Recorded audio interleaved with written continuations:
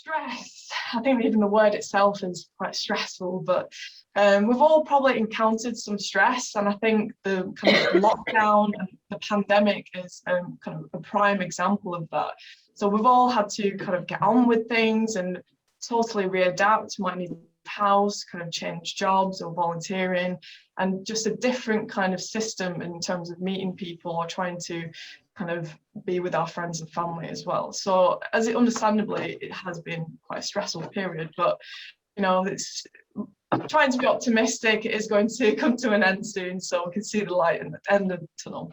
But stress is described as the adverse reaction that people have to excessive pressures or other types of demand placed on them. So it's kind of a sense of kind of overwhelm, especially if you've got something that's quite impactful in your life as well. But quite often it is an overused phrase. So someone might say, like, oh, I'm really stressed, but really they're just quite busy, or maybe they've just got a lot of deadlines on at the minute. So stress actually has a lot of symptoms, kind of different things that go along, which are quite negative physically and mentally and kind of cognitively as well. But it's not a mental health condition, but it can often, having stress for a long time, sort of long periods, can often open the floodgates to kind of mental health conditions like depression and anxiety. So anyone can experience stress, and quite often about 1 in 5 people will experience stress. But quite often people will not go to the GPs, but if they do, it is kind of the most common complaint. And people might not go to the GP in the fear of kind of stigma, or maybe worried about, you know, what might happen if they go to GP about stress. But also 3 out of 4 men in Britain say they would not go to a GP if they were stressed. But a lot of people are kind of having these different things and kind of feelings of stress, but not actually reaching out for that help. But really having that early intervention and realizing, okay, yeah, this is something that's really impacting me, impacting my relationships.